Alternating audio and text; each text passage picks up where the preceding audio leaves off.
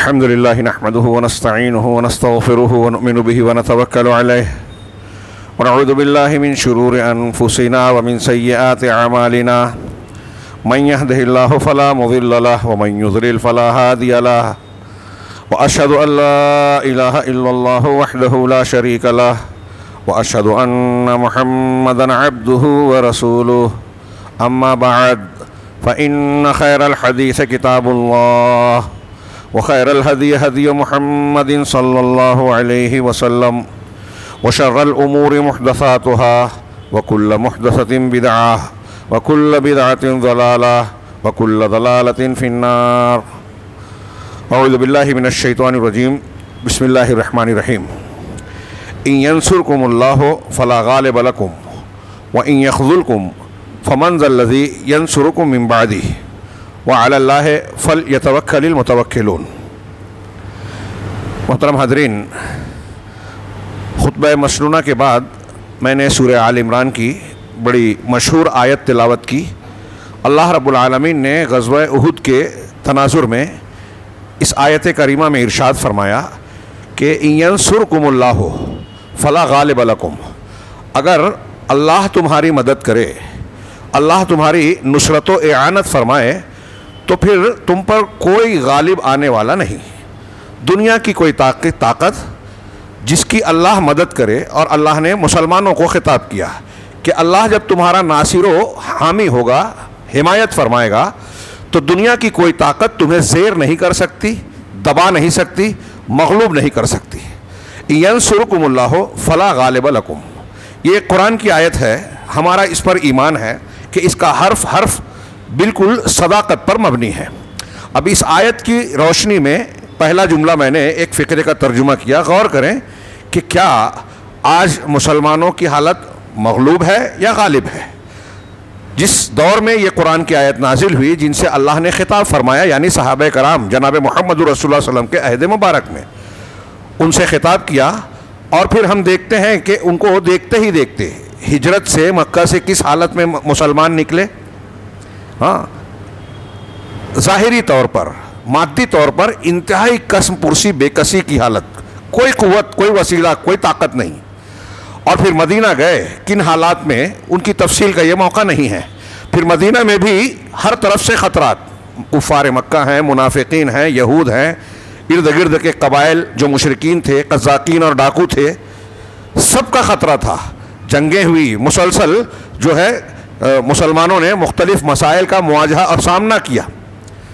لیکن دیکھتے ہی دیکھتے نبی کریم صلی اللہ علیہ وسلم کے زمانے میں غزوہ احزاب ہوا، اور اس کے بعد مسلمان اقدام کرنا شروع کرتے ہیں. اور پھر عثمان غنی، حضرت ابوبکر صدیق، عمر فاروق کے بعد عثمان غنی رضی اللہ تعالیٰ عنہم، ان کا زمانہ آتے آتے دنیا کے 1/3 سے زیادہ حصے پر مسلمانوں کو غلبہ حاصل ہو گیا. بڑی بڑی طاقتوں نے زیر کرنے کی بڑی بڑی تدبیریں، کوششیں، جنگیں کی، لیکن یہ لفظ بالکل سامنے تھا کہ اگر اللہ کی اعانت اور نصرت ہے تو پھر تمہیں کوئی مغلوب نہیں بنا سکتا، تم ہی غالب رہو گے. فلا غالبہ لکم، تم پر کوئی غالب نہیں آ پائے گا. لیکن دوسرا جملہ، یہ صحابہ کرام کا منظر دیکھا ہم نے اس آیت کی روشنی میں. اگلا جملہ ہے وَإِن يَخْذُلْكُمْ، اور اگر اللہ تم کو چھوڑ دے. خذلہ کا معنی ہوتا ہے مدد چھوڑ دینا، بے سہارا کر دینا. اگر اللہ تبارک و تعالیٰ تمہاری مدد چھوڑ دے، بے سر و سامان بنا دے، بے سہارا بنا دے، فَمَنْ ذَا الَّذِي يَنْصُرُكُم مِّن بَعْدِهِ، تو اللہ کے بعد، اللہ کے علاوہ کون ہے جو تمہاری مدد کرے؟ کون ہے جو تم کو غلبہ اور عزت دے؟ کوئی نہیں ہوگا. اس میں اشارہ ہے کہ اگر اللہ تبارک و تعالیٰ نصرت و اعانت نہ کرے تو پوری کائنات مل کر بھی اگر کسی کی مدد کرنا چاہے اور اللہ اسے بے سہارا چھوڑنا چاہے تو کوئی مدد نہیں کر سکتا. کتنی صاف سیدھی بات ہے، اور یہ ہمارے ایمان کی بات ہے. اللہ رب العالمین کا فرمان ہے، کتاب ہدایت ہے جس پر ہم یقین رکھتے ہیں، تبرک کے حصول کے لیے ایمان کے ساتھ اس کی تلاوت کرتے ہیں. لیکن عملی زندگی میں کیا ہم اس کو وہ مقام دیتے ہیں؟ اپنے مسائل کے سلسلے میں اس سے روشنی حاصل کرنے کے لیے تیار ہیں؟ اب غور کیجئے کہ موجودہ حالات میں مسلمان اس آیت کریمہ کے اس ٹکڑے کا جو کیسا نمونہ بنے ہوئے ہیں. دنیا میں کون سا ایسا مقام ہے آج کی تاریخ میں جس میں ہم یہ کہہ سکیں کہ مسلمان غالب ہیں، چھائے ہوئے ہیں، مغلوب نہیں ہیں، عزت دار ہیں؟ اور ان کا کوئی کچھ بگاڑ نہیں سکتا. کون سا علاقہ ہے؟ فلسطین کھنڈر بن چکا ہے, قبرستان بن چکا ہے. ہندوستان میں روز کچھ نہ کچھ معاملہ, ہر روز, یعنی آپ جس دن خبر کھولیں یا دیکھیں یا سنیں پڑھیں تو کوئی نہ کوئی نئی مصیبت, افتاد, آفت اور پریشانی کی بات اور خبر آتی ہے. پہلگام میں حملہ ہوا آتنکوادی, سارے مسلمان مذمت کر رہے ہیں, پورا کشمیر اس کے خلاف آواز بلند کرتا رہا, مسجدوں سے اس کے تعلق سے صدائے احتجاج بلند ہوئی, مذمتیں ہوئی, سب کچھ ہوا. لیکن اس کے رد عمل میں ہندوستان کا ایک طبقہ, حکومتی طبقے کا ایک گروہ مسلسل مسلمانوں کو نشانہ بنا رہا ہے. کشمیری وہ تاجر ہوں, طلبہ ہوں یا پھر عام مسلمان ہوں, انہیں جرم میں کے کٹہرے میں کھڑے کرنے کی کوشش کی جا رہی ہے. پھر اس کے رد عمل میں کشمیریوں, غیر ہندوستانیوں کے نام پر بغیر کسی مقدمے, ثبوت اور ثابت کیے بغیر کہیں پوری کی پوری بستی اجاڑی جا رہی ہے, کہیں ان کی شہریت کو ثابت کرنے کے سلسلے میں کیس دائر کیا جا رہا ہے. ہمارے یہاں بھی کچھ کیس چل رہے ہیں کہ آپ اپنے کاغذات پیش کیجئے, ثابت کیجئے کہ آپ ہندوستانی ہیں. NRC CAA کا معاملہ چل رہا تھا, وہاں بھی کیا ہوا, ہمارے خلاف قوانین بن رہے ہیں, کھانے پینے کی چیزوں پر پابندیاں لگ رہی ہیں, گھروں پر بلڈوزر چل رہے ہیں, بستیوں کے تعلق سے خطرات منڈلا رہے ہیں. ہمارے یہاں بھی لے کر ہر جگہ. کون سی جگہ ہے اور کون سا معاملہ ایسا ہے معاشی طور سے بے روزگاری, تنگی اور نہ جانے کیا کیا مسائل, سماجی اعتبار سے, سیاسی اعتبار سے, کسی اعتبار سے آپ بتائیے کہ کیا مسلمان غالب ہیں, باعزت ہیں؟ اور دنیا کے کسی خطے میں ہیں جہاں مسلمانوں کی اپنی حکومت ہے وہاں بھی بے بسی نظر آتی ہے. فلسطین کے معاملے میں ہم دیکھ رہے ہیں, عرب دنیا ساری کوششیں کر رہی ہے, الزام اور جوابی الزام سے قطع نظر سارے لوگ یہ چاہتے ہیں کہ فلسطین میں امن چین سکون ہو, لیکن کر پاتے ہیں کیا؟ عالمی عدالت میں بھی معاملہ چل رہا ہے. ہاں, ایسی خبریں آتی ہیں جو ابھی چل رہی ہے کہ اسرائیل میں بڑی بھیانک آگ لگی, ہم خوش ہو جاتے ہیں. ٹھیک ہے, یہ ایک پہلو سے برابر بات ہے کہ اللہ رب العالمین کی مرضی کے بغیر پتہ بھی نہیں ہلتا. ہاں, لوگ سوال اٹھاتے ہیں کیا اس کو عذاب کہیں گے؟ دنیا میں اگر ایک پتا ٹوٹ کر گر رہا ہے کسی درخت سے, ایک چھوٹی سی ہوا کا جھونکا چل رہا ہے, آپ کا میرا کپڑا ہل رہا ہے, تو ہمارا عقیدہ یہ ہے کہ یہ تقدیر اور اللہ کے قضاء و قدر کا فیصلہ ہے. اللہ کی مشیت کے بغیر کچھ ہو ہی نہیں سکتا. تو اتنی بڑی آگ بھی اللہ کی مشیت سے لگی ہے. سوال یہ نہیں ہے, سوال یہ ہے, یہ تو بالکل طے بات ہے, ہمارا ایمان ہے کہ جو ظلم کرے گا ظلم کا انجام برا ہو کر رہے گا, وہ اسرائیل ہو, ہندوستان کی حکومت ہو, وقت کا کوئی فرعون ہو, کوئی ٹرمپ ہو, کوئی بھی ہو. ظالم ہے تو اسے اپنے کیفر کردار کو پہنچنا ہے. لیکن ہمارے لیے اتنا کافی ہے کیا؟ جب ظلم ہو رہا ہے, ہمارے اوپر جو ہے مختلف قسم کی افتاد, پریشانیاں, آفتیں آ رہی ہیں, تو اس کا جائزہ لینا, محاسبہ کرنا ہمارا فرض ہے. دینی اعتبار سے ہمارا کیا کردار بنتا ہے یہ ہمیں غور کرنا چاہیے. یہ تو طے ہے کہ اللہ تبارک و تعالیٰ دنیا میں امتحان لیتا ہے, زندگی میں نشے و فراز آتے ہیں, آئیں گے. پیغمبروں کو بھی بڑی آزمائشوں سے گزرنا پڑا.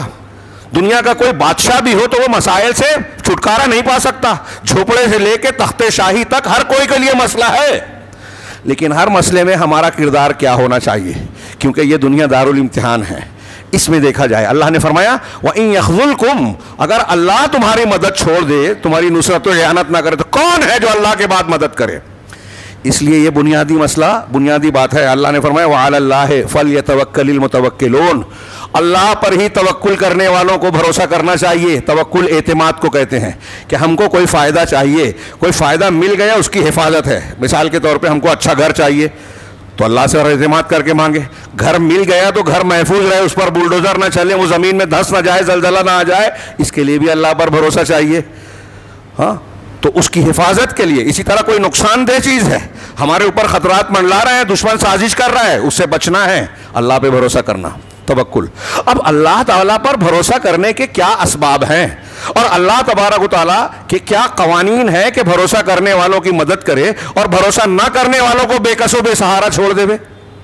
یہ شریعت میں ہم کو پوچھنا چاہیے. ہم بہت ساری کوششیں کر رہے ہیں, ہمارے اوقاف پر خطرہ منڈلایا, بجا طور پر ہم احتجاج کر رہے ہیں, سراپا احتجاج ہے. ہاں, یہاں بلا وجہ کی لوگ بھلائی چاہنے کی بات کرتے ہیں کہ مسلمانوں کا بھلا چاہتے ہیں, اور سب پورا ہندوستان جو کہہ رہے ہیں وہ بھی جانتے ہیں, جو سن رہے ہیں وہ بھی سمجھتے ہیں. پارلیمنٹ ہال سے لے کے سڑکوں تک یہ کہا گیا کہ یہ بکواس ہے, حکومت کی نیت صحیح نہیں ہے, مسلمانوں کی مساجد مدارس پر بری نظریں ہیں اور یہ عالمی سازش کا ایک حصہ بھی ہے، زمینوں پر نظر بھی ہے اور بہت سارے مقاصد ہیں۔ مسلمانوں کے مذہبی تشخص کو نشانہ بنانے کی کوشش ہے۔ ہم پبلک میں یہ تو کہہ رہے ہیں کہ احتجاج کریں اور کر بھی رہے ہیں، کیس کیا گیا، احتجاج کیا گیا، اپنے ناراضگی کا اظہار کیا جا رہا ہے۔ اس میں کئی چیزیں ایسی ہیں جو اسلامی تعلیمات کے اعتبار سے نہیں ہیں، لیکن ہم ہندوستانی جمہوریت اور ماحول میں اس کے لیے مجبور ہیں۔ میں یہاں ایک سوال کرنا چاہتا ہوں یا ایک بات کہنا چاہتا ہوں کہ ہمیں اس بات پر عوامی سطح پر یا انفرادی طور پر غور کرنا چاہیے۔ یہ جو آیت میں نے پڑھی اس کے تناظر میں اور قرآن و حدیث کے بہت سارے ارشادات کی روشنی میں یہ غور کرنے کی بات ہے کہ مسلمانوں کو مدد کن بنیادوں پر ملتی ہے، اور یہ غور کی بات کرنے کی بات ہے کہ مسلمانوں پر عذاب کن بنیادوں پر آتا ہے۔ اللہ تبارک و تعالیٰ کی طرف سے ناراضگی کا کوڑا کب برستا ہے؟ یہ اہم سوال ہے۔ دشمنوں کے تسلط سے متعلق کیا سبب ہے کہ دشمن کو اللہ تبارک و تعالیٰ مسلمانوں پر مسلط کرتا ہے؟ ابھی ہے کہ اللہ مدد چھوڑ دے تو کوئی مدد نہیں کر سکتا۔ یہ آیت ہم نے پڑھی، ایمان ہے ہمارا۔ ہاں تو دنیا میں آج کل نوجوان اور دوسرے لوگ جب ایمانی یا قرآنی یا تقوی اور ایمان کی بات کی جاتی ہے تو ان کو لگتا ہے کہ اللاجک بات ہے، اس میں لاجک نہیں ہے، سائنٹیفک طریقہ نہیں ہے، یہ خود ایک غیر لاجک بات ہے۔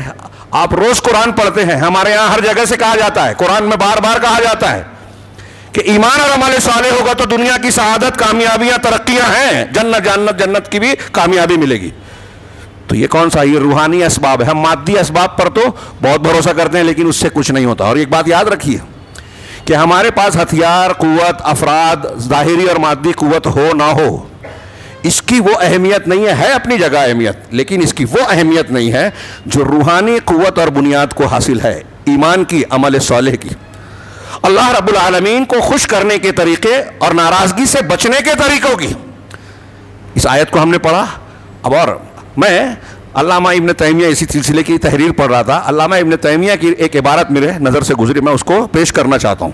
ابن عربی جو بہت بڑے صوفی گزرے ہیں جن کو شیخ اکبر کہا جاتا ہے، حالانکہ وہاں سراسر کھلا الہاد، بے دینی اور کفر پایا جاتا ہے۔ علامہ ذہبی رحمہ اللہ کہتے ہیں کہ اگر ان کی کتابیں فتوحات مکیہ اور فصوص الحکم میں کفر نہیں ہے تو پھر دنیا میں کفر ہے ہی نہیں۔ ان کی ایک بات وحدت الوجود کا، یعنی پوری کائنات میں ہر کوئی اللہ، ہر جگہ اللہ ہی اللہ، یہ ہندوانہ عقیدہ ہے جو ہمارے یہاں صوفیوں میں بھی پایا جاتا ہے اور بہت سے لوگ ایسا مانتے ہیں۔ اس کے ضمن میں ان کا ایک قول ہے کہ دنیا میں جتنا بھی کلام ہے سب اللہ کا کلام ہے۔ آپ جو بول رہے ہیں وہ بھی اللہ کا کلام ہے، میں جو بول رہا ہوں وہ بھی اللہ کا کلام ہے، چڑیے کی چہچہاٹ ہے، کسی جانور کی آواز ہے، کوئی بھی آواز کلام ہے، سب اللہ کا کلام ہے۔ اس کا رد کرتے ہوئے علامہ ابن تیمیہ نے آگے ایک بات کہی، یعنی اس کا کہ یہ تو بکواس ہے، غلط ہے، قرآن و حدیث کے خلاف ہے۔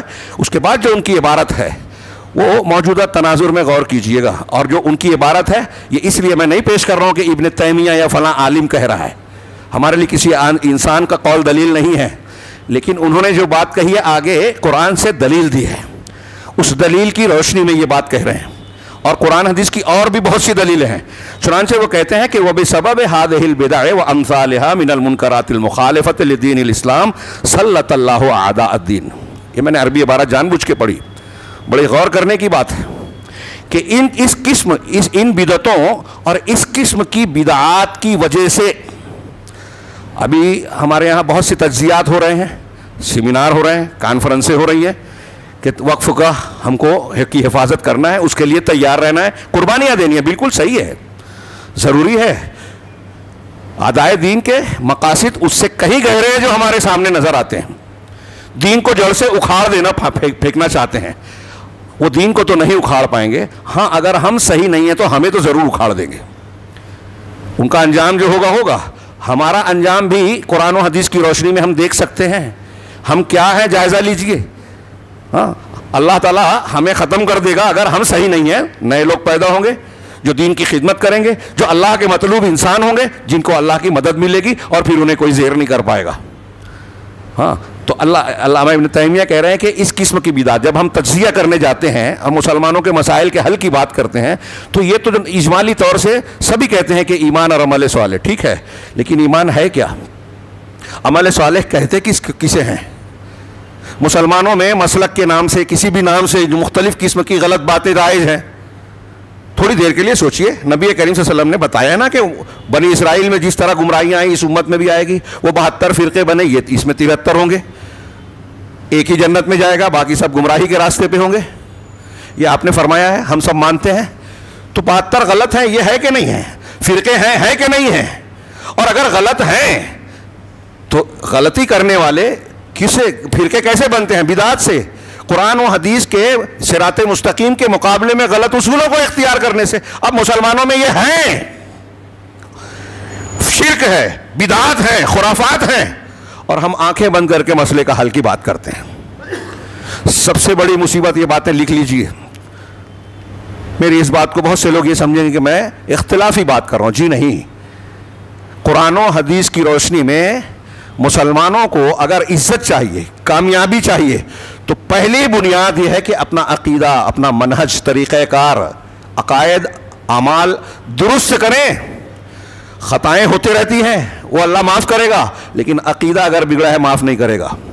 ٹائم نہیں ہے یہاں, بہت ہی مختصر وقت ہے. اللہ نے فرمایا ہے نا, لئن اشرکت لیحبطن عملک, ہلا دینے والا فرمان ہے یہ. نبی صلی اللہ علیہ وسلم سے خطاب کر کے اللہ نے کہا کہ اگر آپ بھی شرک کریں گے تو اللہ سارے عمل کو برباد کر دے گا آپ کے. نبی صلی اللہ علیہ وسلم سے, جو شرک کر نہیں سکتے تھے. تو ہمارے یہاں شرک ہے کہ نہیں ہے آج مسلمانوں میں؟ عمل برباد. اب آپ دعا کر رہے ہیں, قنوت نازلہ پڑھ رہے ہیں, احتجاج کر رہے ہیں, کیا دعا قبول ہوتی ہوئی نظر آ رہی ہے؟ آزمائشیں سب کو آتی ہیں, آزمائش میں بے عزتی نہیں ہوتی. کیا مسلمان آج بے عزت نہیں ہو رہا ہے؟ تو آزمائش ہے یا عذاب ہے؟ آسانی سے اندازہ لگا سکتے ہیں. تو ٹائم نہیں ہے, میں عبارت پڑھتا ہوں.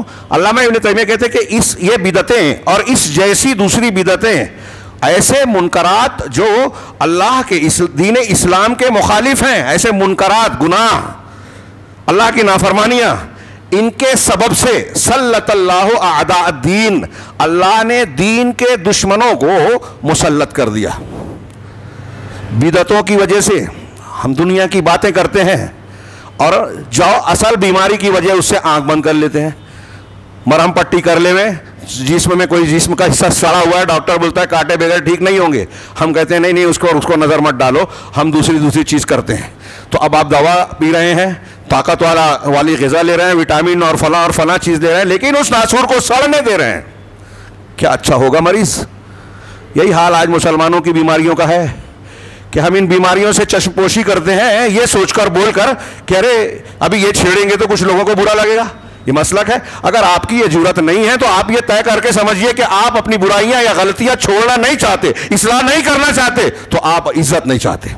آپ چاہتے ہیں کہ اسرائیل کی بمباری ہوتی رہے, ہمارے خلاف حکومت بنتی رہے, ہمارے گناہ دشمنوں کی مددگار ہیں, ہماری بدعتیں, کفریات اور شرکیات دشمنوں کی مدد کرتے ہیں.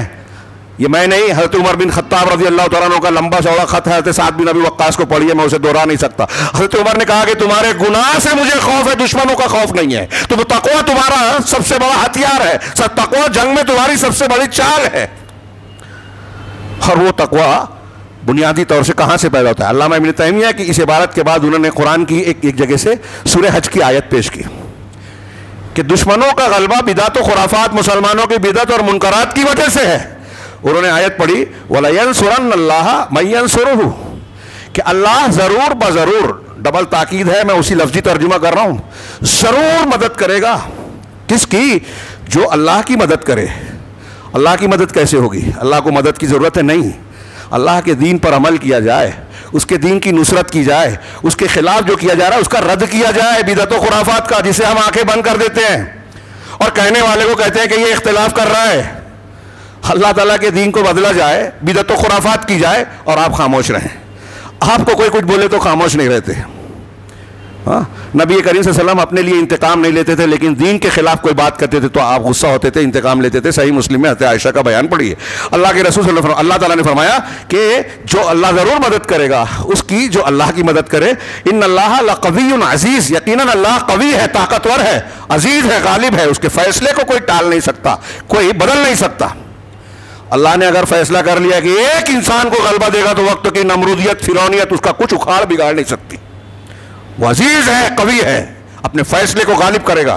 جو آگے اللہ نے فرمایا الذین, کون لوگ ہیں جن کی اللہ مدد کرے؟ الذین ان مکناہم فی الارض اقاموا الصلاۃ, کہ یہ وہ لوگ ہیں کہ جن کا اللہ جن کو قوت دے دے, زمین میں قدم جما دے, تو نماز قائم کریں گے.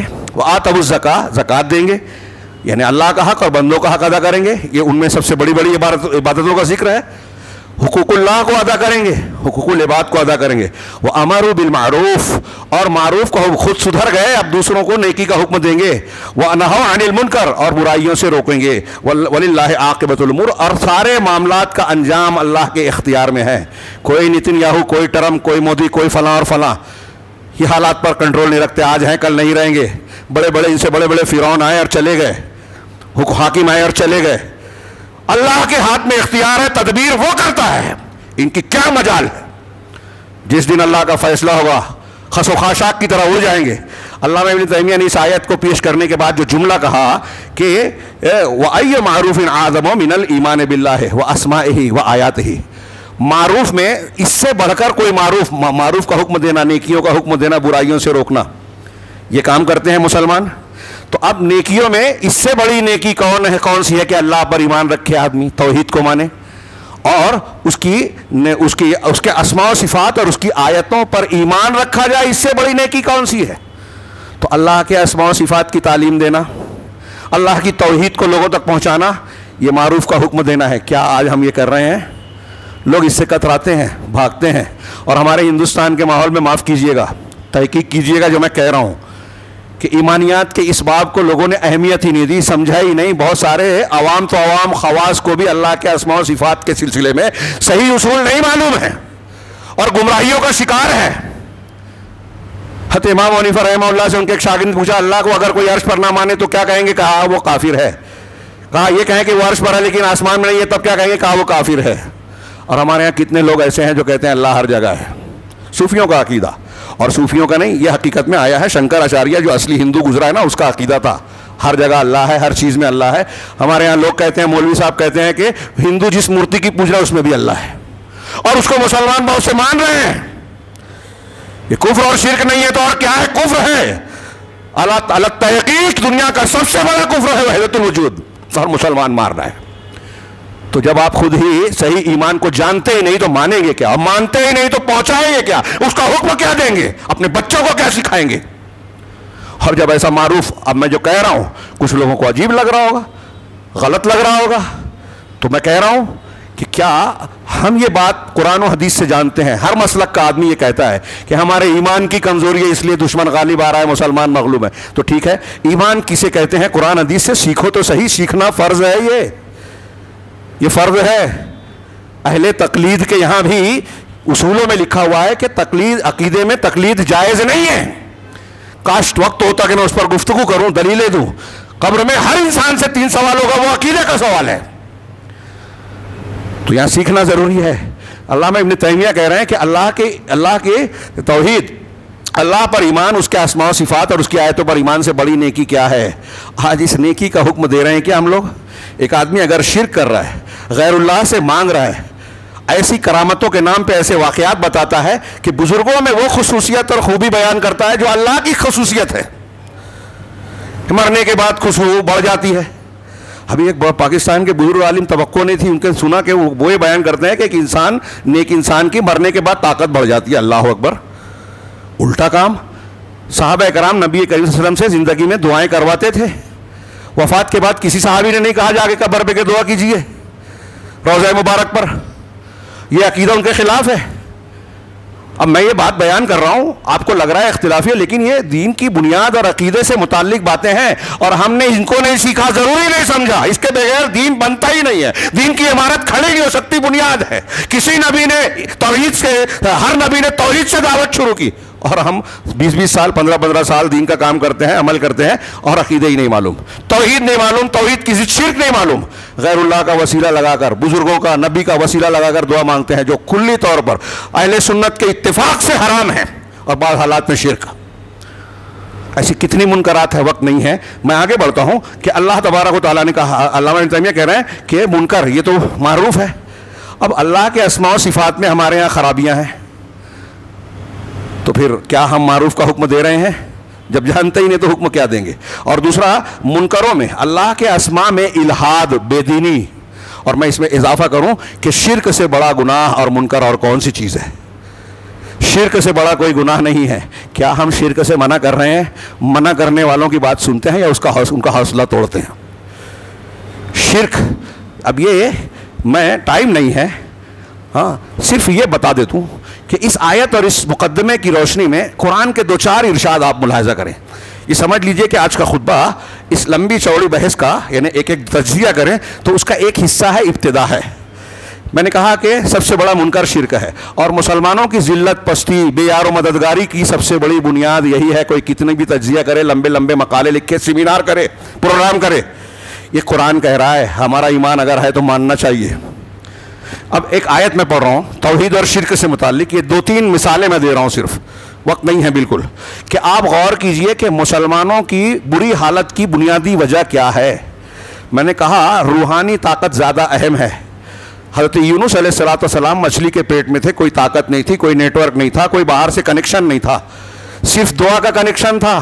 لا الہ الا انت سبحانک انی کنت من الظالمین پڑھی، اللہ نے مدد کی یا نہیں کی؟ آپ کا ہمارا اگر عقیدہ صحیح ہے تو اکیلے ہیں، وقت کی طاقت پوری مخالف ہے. سیدنا ابراہیم علیہ السلام اکیلے تھے، ابھی ہم پڑھیں گے تفصیل. حضرت موسیٰ علیہ السلام اپنے بنی اسرائیل کے ٹوٹے پھوٹے غلامی سے آزاد ہوئے، نئے نئے انتہائی پست ہمت بنی اسرائیل کے ساتھ تھے. فرعون کا لشکر آیا، اللہ نے بچایا کہ نہیں بچایا؟ دریا میں راستہ بنایا کہ نہیں بنایا؟ تو آج کیا اللہ ہماری مدد نہیں کر سکتا؟ کر سکتا ہے. لیکن قرآن کے آئینے میں ہم دیکھیں کہ کیا ہم آج مدد کے مستحق ہیں یا اللہ کے عذاب کے. یہ آیت دیکھیے مثال کے طور پہ، ابھی توحید اور شرک کی میں نے بات کی، بہت سی جگہوں پر ہے. یہاں ایک آیت سورہ بنی اسرائیل میں ایک ٹکڑا، لا تجعل مع اللہ الہا آخر فتقعد مذموما مخذولا، اللہ کے ساتھ کسی اور کو معبود مت بنائیے. اب ہمارے یہاں لوگ سمجھتے ہی نہیں ہے کہ معبود، شرک کرنے والا شرک کر رہا ہے، قبر پرستی، تعزیہ پرستی، شخصیت پرستی کرنے والا اللہ کے علاوہ کو پوج رہا ہے. جب ہم کہتے ہیں کہ آپ ان کی پوج رہے ہیں، کہتے ہیں نہیں ہم پوچھتے نہیں ہیں، شرک نہیں کر رہے ہیں. اس کا مطلب یہ کہ ان کو سمجھتا ہی نہیں ہے عبادت کسے کہتے ہیں، ان کو معلوم ہی نہیں ہے شرک کب ہوتا ہے، کیسے ہوتا ہے. تو کیا ہمیں سیکھنا نہیں چاہیے؟ ہم کہہ رہے ہیں شرک ہے، وہ کہہ رہے ہیں نہیں ہے، چلو تھوڑی دیر کے لیے مان لیا کہ آپ جان بوجھ کے نہیں کر رہے ہیں، تو آپ یہ جہالت کی بنیاد پر کر رہے ہیں. اب اگر توحید کے بغیر کوئی جنت میں جا نہیں سکتا، شرک پر مرنے والا کبھی جہنم سے نکل نہیں سکتا، یہ قرآن کہتا ہے، تو ہمیں یہ سیکھنا چاہیے کہ نہیں سیکھنا چاہیے؟ دنیا میں جس چیز کی جتنی ضرورت ہے ہم اتنا اس کو اہمیت دیتے ہیں. سب سے زیادہ ضرورت ہم کو جہنم سے بچنے کی ہے، اور جہنم میں لے جانے والی سب سے بنیادی وجہ، سب سے بڑی وجہ، سب سے پختہ وجہ شرک اکبر ہے، کفر اکبر ہے. قیامت کے دن انا کنا عن ھذا غافلین، سورہ اعراف کی آیت پڑھیے، وہ کہ کوئی نہیں کہہ سکتا کہ مجھے شرک نہیں معلوم تھا، باپ دادا نے کیا تھا اس لیے میں نے کیا. کوئی یہ کہہ کے بچ نہیں سکتا. قرآن نے کہا ہے کہ یہ تم نہیں کہہ سکتے، سیکھنا پڑے گا، اور ہم نہیں سیکھ رہے تو مجرم ہیں. اور شرک اگر مسلمانوں کی صفوں میں ہے تو اللہ تعالیٰ کہہ رہا ہے فتقعد مذموما مخذولا. اگر تم شرک کرو گے، دوسرے کو معبود بناؤ گے تو برے حالوں پڑے رہو گے اور بے کس و بے سہارا رہو گے. مسلمان بے سہارا ہے کہ نہیں ہے؟ کتنے ملک ہیں، کتنی تعداد ہے، چیخ چلا رہے ہیں، لوگوں نے کھلونا بنا رکھا ہے، ووٹ بینک بولتے ہیں، ہاں آپس میں لڑاتے ہیں. یہود و نصارہ کا جو ایجنڈا ہوتا ہے، میڈیا جو چاہتا ہے مسلمانوں میں لڑانا، مسلمانوں کو بدنام کرنا، اور پھر بے قصور ہوتے ہوئے جیل میں ڈال دیا گیا. 4-4 5-5 سال ہو گیا، وہ کیس جو ہے ٹیبل پہ نہیں آتا. ابھی چل رہا ہے وہاں NRC وغیرہ کے سلسلے میں، دلی کے فساد کے بعد کا، اور ابھی بھی چل رہا ہے. کاغذ نہیں ہے، پوری بستی کو اڑا دیا، کاغذات سے ثابت نہیں کیا، بول دیا کہ یہ بنگلہ دیشی ہے، یہ روہنگیائی ہے، آپ نکل جائیں، ثابت کریں کہ آپ ہندوستانی ہیں. اور کیا کیا پوری دنیا، مہذب دنیا چیخ چلا رہی ہے. فلسطین کھنڈر بن گیا، 22 سے 23 لاکھ مسلمانوں کا قبرستان، کم سے کم کھنڈروں کا قبرستان. ہم صرف اتنے پہ خوش ہیں کہ اسرائیل میں آگ لگی ہے. وہ کیفر کردار کو پہنچیں گے، ان کا انجام اچھا نہیں ہوگا، یہ ہمارا یقین و ایمان ہے. اللہ ایک خاص وقت تک کسی کو بھی ڈھیل دیتا ہے، کوئی بھی پریوار ہو، کوئی بھی سنگ ہو، کوئی وقت کا فرعون ہو، بچے گا نہیں اگر کافر، اگر ظالم ہے. میں نے گزشتہ ہفتے ظلم پر تقریر کی، خطبہ دیا، وقت نہیں ہے. آگے آیت دیکھیے کہ یہ ایک آیت میں نے شرک سے، توحید سے مطالبہ. اور قرآن کی سورہ انعام میں اللہ نے کہا الذین آمنوا ولم یلبسوا ایمانہم بظلم اولئک لہم الامن. جو لوگ ایمان لائے، ہم مسلمان ہیں، لیکن ایمان کے ساتھ ظلم کی ملاوٹ آمیزش نہیں کی. اللہ کے رسول نے کہا ظلم سے مراد یہاں شرک ہے. شرک نہیں ملایا ایمان کے ساتھ، ان کے لیے امن ہے. کیا مسلمان امن میں ہے، چین میں ہے، سکون میں ہے؟ آج عوام تو عوام، خواص بھی سہمے ہیں، ڈرے ہیں، خوف میں ہیں. ڈر خوف کیسے بدلے گا؟ سورہ نور کی آیت پڑھیے، ایمان اور عمل صالح کی بنیاد پہ. ہمارے نوجوانوں کو لاجک نظر نہیں آتی جب یہ کہہ رہے ہیں کہ مولوی لوگ تو پرانی بات کرتے ہیں. یہ تازی بات ہے اور اس کے علاوہ مسلمانوں کے پاس کوئی حل نہیں ہے. آپ کتنا بھی سیمینار کر لیں, پروگرام کر لیں, احتجاج کر لیں, اگر ایمان اور ایمانی طاقت نہیں ہے, عمل صالح نہیں ہے, اللہ کی مدد نہیں ہے, تو دنیا کا کوئی تدبیر آپ کے ہمارے کام نہیں آئے گی. یہ لکھ لیجئے, یہ ہمارے ایمان کا حصہ ہے. یہ صحیح ہے تو وسائل کی کمی میں بھی مدد ہوگی اللہ کی, اور یہ صحیح نہیں ہے تو کتنے بھی وسائل ہوں. اور اب دنیا کو دیکھ لیجئے, وسیلے میں کوئی کمی نہیں ہے, ڈگریوں کی کمی نہیں ہے, سیاسی قوت ہے, ہتھیار کی قوت ہے, فوج ہے, سب ہے, ذلیل ہے. تو امن کن کو ملے گا؟ ایمان کے ساتھ ظلم نہیں کیا. ظلم کا عام معنی لے لیں تو کوئی بھی گناہ ظلم ہے. جتنا ہمارے یہاں ظلم ہوگا اتنا خرابی ہوگی. اس کو جوڑ دو. اللہ تعالیٰ نے فرمایا کہ اللہ وَكَذَلِكَ نُوَلِّي بَعْضَ الظَّالِمِينَ بَعْضًا بِمَا كَانُوا يَكْسِبُونَ. یہ ایک دوسرا ٹاپک ہے, ٹائم نہیں ہے اس لیے صرف ایک آیت کہ اللہ نے کہا کہ اسی طرح ہم بعض ظالموں کو بعض ظالموں پر مسلط کرتے ہیں ان کے کرتوتوں کی وجہ سے. ظلم ہوگا تو اللہ ہم سے بڑے, ہم ظلم کریں گے اپنے سے نیچے والے پر. یہ قرآن کی آیت کہہ رہی ہے. اسی آیت کی تفسیر میں سلف نے کہا اعمالکم حکامکم امراؤکم عمالکم, تمہارے حکام اور تمہارے عمرہ جو ہیں تمہارے اعمال ہیں. جیسا تمہارا عمل رہے گا اللہ ویسا حاکم بنائے گا. ہم پر ظلم کرنے والا حاکم ہے, اس کا مطلب ہم ظلم کرنے والے. چال چلنے والا, جھوٹ بولنے والا حاکم ہے, اس کا مطلب ہم جھوٹ بولنے والے, چال چلنے والے, لوگوں کو دھوکہ دینے والے. اب آپ اپنی بیوی کے اوپر ظلم کر رہے ہیں اس لیے کہ وہ آپ کے ماتحت ہے, بیٹے پر ظلم کر رہے ہیں, اپنے نوکر چاکر پر ظلم کر رہے ہیں, مزدور پر ظلم کر رہے ہیں اس لیے کہ آپ سیٹ ہیں, تو اللہ آپ پر ایسے ظالم کو مسلط کرے گا جو آپ کے ظلم سے زیادہ آپ پر ظلم کرے گا. یہ قرآن کی آیت کہہ رہی ہے اور علماء نے یہ تفسیر کی ہے جو میں بیان کر رہا ہوں. ہاں, علامہ ابن قیم نے بڑی شاندار تفسیر کی ہے لیکن موقع نہیں ہے. تو ظلم, کیا ہمارے یہاں سماج میں آج ظلم نہیں ہے؟ ہر کمزور پر اوپر والا ظلم نہیں کر رہا ہے. اداروں میں, یہاں تک کہ دینی اداروں میں, مسجدوں میں امام مؤذن پر ظلم نہیں ہو رہا ہے, اساتذہ پر ظلم نہیں ہو رہا ہے, ٹیچرز ہیں اسکولوں میں ان پر ظلم نہیں ہو رہا ہے. قربانی وہ دے ہوئے پھولہار آپ کو جو ہے وقت کا سر سید بنتے ہیں جنہوں نے دکانیں کھول رکھی ہیں. ہاسپٹل میں جائیے تو چھیٹے سیدھے سادے معاملے کو لوگ کمپلیکیٹڈ بتاتے کہ بغیر آپریشن کے زچگی نہیں ہوگی, ڈیلیوری نہیں ہوگی, اتنا خرچ آئے گا. کیا یہ ڈاکٹر ظلم نہیں کر رہے ہیں؟ جب آپ ظلم کر رہے ہیں تو آپ پر ظالم مقرر ہوگا, قرآن کہتا ہے. اللہ کا قانون بدلتا نہیں ہے. اب آپ احتجاج کرتے رہو لیکن کسی وقت آپ کے دواخانے پر, آپ کے اسکول پر بلڈوزر چل جائے تو تعجب مت کیجئے گا, کیونکہ آپ ظلم کر رہے ہیں. اللہ نے فرمایا, یہ ایک اصول توحید والا, ایک ظلم والا میں نے عمومی بیان کیا, ٹائم نہیں ہے اس لیے تفصیل میں نہ جاتے ہوئے. ایک تو اور کہ اللہ نے فرمایا فَلْيَحْذَرِ الَّذِينَ يُخَالِفُونَ عَنْ أَمْرِهِ أَن تُصِيبَهُمْ فِتْنَةٌ أَوْ يُصِيبَهُمْ عَذَابٌ أَلِيمٌ. کہ جو لوگ اللہ کے رسول کے حکم کی مخالفت کرتے ہیں, سورہ نور کی آخری اس سے پہلے والا ٹکڑا چھوڑ رہا ہوں, پڑھیے جا کے سورہ نور کے آخر میں, سورہ نور کی آیت نمبر 63, کہ جو لوگ رسول کے حکم کی مخالفت کرتے ہیں انہیں اس بات سے ڈرنا چاہیے, فَلْيَحْذَرْ, ہوشیار رہنا چاہیے, ڈرنا چاہیے, آگاہ رہنا چاہیے. کس سے؟ أَن تُصِيبَهُمْ فِتْنَةٌ, کہ انہیں کوئی فتنہ آ پکڑے. احسن البیان میں آپ ترجمہ پڑھیں گے کہ بڑی آفت آ جائے. فتنہ مانے آفت, دنیا کا عذاب. علامہ ابن کثیر نے کہا دنیا کا عذاب, فتنے سے مراد. امام احمد بن حنبل رحمہ اللہ فرماتے ہیں کہ فتنے سے مراد شرک ہے. جو سنت کی مخالفت کرے گا اللہ تعالیٰ عذاب کے طور پر اسے شرک میں ڈال دے گا. مخالفین سنت, اللہ کہہ رہا ہے دنیا کا عذاب آئے گا رسول کے حکم کی مخالفت کرنے پر, اور یصیبہم عذاب علیم, یا انہیں دردناک عذاب, یعنی آخرت کا دردناک عذاب.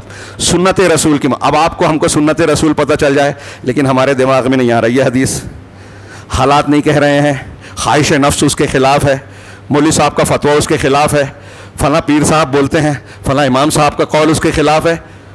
اختلافی بات نہیں کر رہا ہوں. امام حنیفہ, امام شافعی اور ائمہ کرام بری ہیں اس سے. کسی نے یہ نہیں کہا کہ میری بات غلط بھی ہو تو ماننا, سب نے کہا صحیح حدیث مل جائے تو میرا مسلک وہی ہے, میرا قول چھوڑ کے صحیح حدیث مان لینا, جہاں ہم سے غلطی ہوئی ہے غلطی کو چھوڑ دینا. اور اللہ تبارک و تعالیٰ نے نبی کی مخالفت اور موافقت کے تعلق سے حکم دیا ہے کہ آپ کی اطاعت کرو گے تو اس دنیا آخرت میں سارے فائدے ملیں گے, آپ کی مخالفت کرو گے تو دنیا اور آخرت میں عذاب. یہ مقام کسی اور کا دنیا میں نہیں ہے. آج حضرت عیسیٰ اور موسیٰ کی اتباع کا بھی نہیں ہے, تو کسی امام اور پیر کا کیا معاملہ ہے؟ اللہ تعالیٰ یہاں کہہ رہا ہے رسول کے حکم کی مخالفت کرو گے تو عذاب آئے گا. کوئی بھی نتنیاہو اور کوئی بھی پریوار آپ پر مسلط ہو سکتا ہے. قرآن کہہ رہا ہے, ایمان ہے نا. ہم کتنی حدیثوں کا गला घोटते हैं, कितनी सुन्नतों को रौंदते हैं, किसी भी उन्वान से, नाम से, उसूल से, झूठे बनाए हुए उसूलों से। अगर अल्लाह के रसूल के हुक्म की मुखालफत होगी तो अजाब आएगा, आपकी औकाफ खतरे में रहेगी, आपकी मस्जिद मदरसा खतरे में रहेगा, आपका घर रहेगा, आपके बच्चे खतरे में रहेंगे। ये मैं नहीं, कुरान कह रहा है, रब्बुल आलमीन फरमा रहा है। क्या हम मानने को तैयार हैं? इसकी ये एक दलील नहीं है, और भी दलीलें हैं। इसके अलावा अल्लाह की शरीयत और जिक्र से एराज करना, अल्लाह ने फरमाया मन आरद अन ज़िक्री फ़इन्न लहू मईशतन ज़ंका, जो मेरे जिक्र से एराज करेगा, कतराएगा, तो उसके लिए तंग जिंदगी होगी। वनहशरुहु यौमल क़ियामत, हम क़यामत के दिन अंधा बनाकर उठाएंगे। काला रब्बी लिमा हशरतनी अमा वक़द कुन्तु बसीरा, वो कहेगा कि परवरदिगार ज़मीन में तो मैं बीना था, तूने मुझे अंधा बनाकर क्यों उठाया? अल्लाह कहेगा कज़ालिका आया अतत का आयातुना फ़नसीतहा, ऐसे ही हमारी आयतें तेरे पास आई थी लेकिन तूने फरामोश कर दिया, सुना नहीं, टाइम नहीं था तेरे पास, बहुत मसरूफ था, प्याज लहसुन अदरक लहसुन में, चावल गेहूं में, वो ज्यादा अहम था। अल्लाह की आयतों को अहमियत नहीं दी। फ़कज़ालिकल यौम तुनसा, ऐसे ही तू आज फरामोश कर दिया जाएगा। ये एक आयत सूरह ज़ुख़रुफ़ की आयत, वमन यअशु अन ज़िक्रि रहमान नुक़य्यिज़ लहू शैताना, जो रहमान के जिक्र से अंधा बनेगा, एराज करेगा, हम उस पर शैतान को मुसल्लत कर देंगे। फ़हुव लहू क़रीन, तो वही उसका साथी होगा। आयत पढ़िए आगे, उसमें जाके शैतान का, अगर हम अल्लाह का जिक्र नहीं करते, जिक्र में सुभान अल्लाह, अल्हम्दुलिल्लाह, अल्लाह अकबर जो अस्कार हैं, और वो भी मसनून होना चाहिए, मेड इन इंडिया नहीं, जो आज हम बहुत सारी चीज़ें करते हैं, कुरान हदीस से उसका कोई ताल्लुक नहीं। अल्लाह का जिक्र अगर है, उसको याद करा है, तो फिर अल्लाह का खौफ भी होना चाहिए, अल्लाह से मोहब्बत भी दिल में होना चाहिए। अल्लाह का खौफ गुनाह से रोकेगा, अल्लाह का सी मोहब्बत नेकियों पर उभारेगी। इसके अलावा अल्लाह तबारक व तआला ने सूरह बकरा की, टाइम ज़्यादा हो गया है, मैं सिर्फ इशारा कर दूं, अल्लाह तबारक व तआला ने सूरह बकरा में कहा कि जो लोग अब भी ईमान वालों, जो अल्लाह पर या अय्युहल्लज़ीना आमनू इत्तक़ुल्लाह, अल्लाह से डरते रहो, वज़रू मा बक़िया मिनर रिबा, और सूद को छोड़ दो। ये एक दो चार मिसालें दे रहा हूँ, सूद छोड़ दो। और इस आयत के बाद अगला जुमला छोड़कर मैं आगे कह रहा हूँ, आगे कहा है कि फ़इल्लम तफ़अलू, अगर ऐसा अब तुम नहीं करोगे, सूद का लेना देना छोड़ोगे नहीं, फ़अज़नू बिहर्बि मिनल्लाहि व रसूलिही, तो अल्लाह और उसके रसूल से जंग का ऐलान कर दो। मुझे बताइए कि आज हमारे समाज और माशरे में सूदी लेन देन हो रहा है कि नहीं? मौलवी साहब रास्ता बताते हैं, हिंदुस्तान में इसके बगैर चारा नहीं है। अभी नए नए मामला चल रहा है स्टॉक एक्सचेंज में, फला फला कंपनियों के ताल्लुक से, कि हम कह रहे हैं उसमें आप अपना शेयर ले सकते हैं। कौन सा उसूल चेंज हो गया? इतने परसेंट, 33% से कम सूद है, तो 1/3 से कम है तो कोई मसला नहीं है। कहाँ से लाए आप? कहा अल्लाह के रसूल ने 1/3 से ज़्यादा वसीयत करने से मना किया, तो इसका उससे क्या ताल्लुक है? हाँ, टाइम नहीं है, मैं बहुत इशारे में कह रहा हूँ, हो सकता है बाज़ लोगों को समझ में ना आया हो, लेकिन फिर भी ये बिल्कुल बकवास बात है। हराम को हलाल बनाने वाला मामला है, शरीयत के साथ खिलवाड़ है। जिस समाज में जहां मुसलमान शरीयत के साथ खिलवाड़ करें, अल्लाह के हराम को हलाल बनाए, हलाल को हराम बनाए, उन पर अजाब नहीं तो क्या अल्लाह की रहमत आएगी? कानून बनेगा, घर पर बुलडोजर चलेंगे, तबाही आएगी, हमारे और आपके बच्चे और हम खुद खतरात में रहेंगे अगर हमने अपने आप की इस्लाह नहीं की। अल्लाह से सूदी लेन देन करने वालों के ताल्लुक से अल्लाह ने कहा अल्लाह से जंग का ऐलान। अल्लाह से जंग का ऐलान करके हम पनपेंगे क्या? क्या आज हमारा समाज और माशरा अल्लाह से जंग का ऐलान नहीं कर रहा है सूदी लेन देन करके? कितने लोग कैसे कर रहे हैं, तफसील का मौका नहीं, एक एक टॉपिक है ये, एक एक चीज़ें जो मैंने पेश की। ऐसी हदीसें हम सुनते रहते हैं, बहुत सारी हदीसें हमने सुनी कि जहाँ ज़िना रिबा आम होगा, वहाँ अल्लाह तबारक तआला ऐसी ऐसी किस्म के नई नई बीमारियाँ और ये परेशानियाँ आयद करेगा। नाप तौल में कमी करेंगे तो बारिश रोक देता है। नाप तौल में कमी सिर्फ तराजू में नहीं होती है, दूध में पानी मिलाया, सोने में पीतल मिलाया, ये भी नाप तौल में कमी है, मुतफ़्फ़िफ़ीन है, तो बरकतें उड़ जाएगी। क्या ये सारे गुनाह जो बरकतों को उठाने वाले और अजाब को बुलाने वाले हैं हमारे अंदर नहीं है? गौर करने की बात है। इसी तरीके से अल्लाह तबारक व तआला ने फरमाया कि जब जुल्म होगा क्या है, वत्तक़ू, आखिरी बात कह रहा हूँ, वत्तक़ू फ़ितनतन ला तुसीबन्नल्लज़ीना ज़लमू मिनकुम ख़ासा, उस फितने से, उस अजाब से डरो जो तुम में से सिर्फ जालिमों को नहीं पकड़ेंगे। हाँ, उम्मुल मोमिनीन हफ्सा ने याजूज माजूज के बयान करते पर अल्लाह के रसूल से पूछा कि क्या अनहलिकु व फ़ीना सालिहून, क्या हम में नेक लोग रहेंगे तब भी हम हलाक हो किए जाएंगे, हलाक होंगे, अजाब आएगा? तो अल्लाह के रसूल ने फरमाया कि नाम इज़ा कसुरल खबस, बुखारी की हदीस है। हाँ, जब बुराइयाँ आम हो जाएं। क्या आज हमारे यहाँ बुराइयाँ आम नहीं हैं? मैं कुछ हदीसें अम्र बिल मारूफ और नही अनिल मुनकर पर पेश करना चाहता था, टाइम नहीं रहा। अल्लाह के रसूल ने कहा कि नेकियों का हुक्म दो, बुराइयों से रोको, यहाँ तक कि ऐसा ना हो कि तुम पर अल्लाह का अजाब आए और तुम दुआ करो अल्लाह कबूल ना करे। वही सूरत हाल है।